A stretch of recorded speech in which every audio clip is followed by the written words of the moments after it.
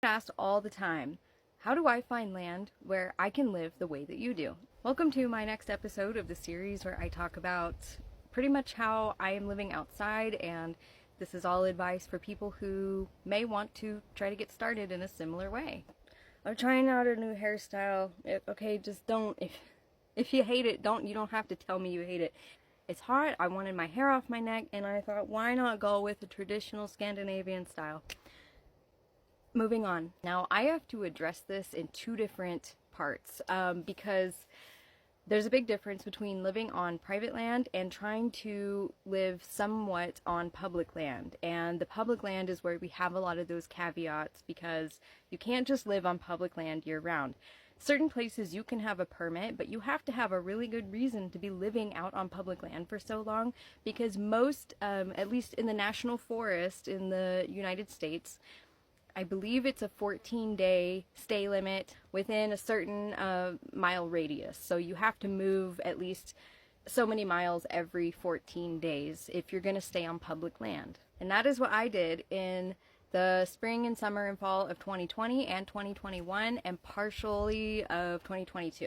Because back then, Manders was a horseback nomad person. And because I was living with horses, that required everybody to move camp as soon as that camp no longer had grass to sustain the horses. So I'm not going to get into the whole horse nomad thing, because that's throwing a lot more complexity into something that I'm trying to share with everyone who most likely is not going to be traveling on horseback. So it's not really relevant here, and it's too much to talk about. However, there are some parallels for people who are wanting to do this on public land. You are going to have to move, and that is going to be based on what I said before, the legal ramifications of staying in a place for a certain amount of time, as well as the circumstances. You may not have what you need in a certain campsite, and it might just be one good, okay, one night only, we just need to rest, we need to sleep, we need to make some food, and then we're going to be on our way the next day.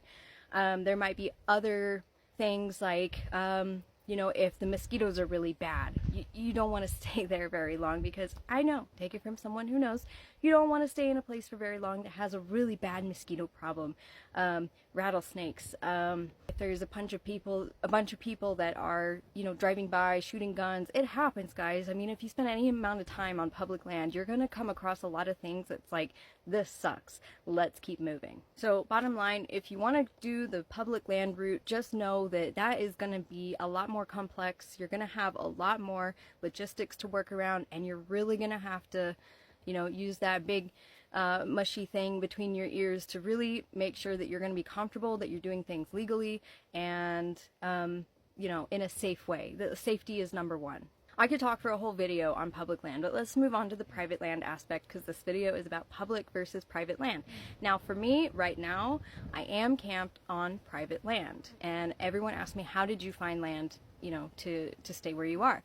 Well, I don't own the land. See, I met the landowners who own this acreage here, and they are friends of a friend, and they have been so awesome to allow me to stay here. So I do not own any private land, and I have no desire to own any private land. Maybe someday in the future, I don't know. I don't know what 60, 70-year-old Manders is gonna think. I'm perfectly fine with just camping on private land. And now the next question, of course, that follows that is, how do I find a place like that? Well, connections, baby. Make your connections. And some places, you make those connections, people say, yeah, we've got a space for you. They vet you out. You're a good person. You have a really good reputation for being clean, polite, sober, all of those things. That's really important, guys. You have to have a very clean reputation. People love that. Not to mention, if you're not paying rent, they might ask you to do some kind of work trade.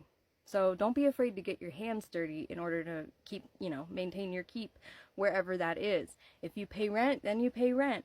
And money is a whole nother video that we can delve into. The great thing about community is that it's about people helping people. And I find that in today's world, there's really not much of a sense of community anymore. People are really not willing to step out of their comfort zone to help somebody else in need, or even just do something nice for someone. I would just highly encourage you to network and build community. Find communities that are actually looking for people who want to join community. And I'm not talking about cults or communes or anything. Just find good people that are generous just for the sake of being generous, and follow that advice.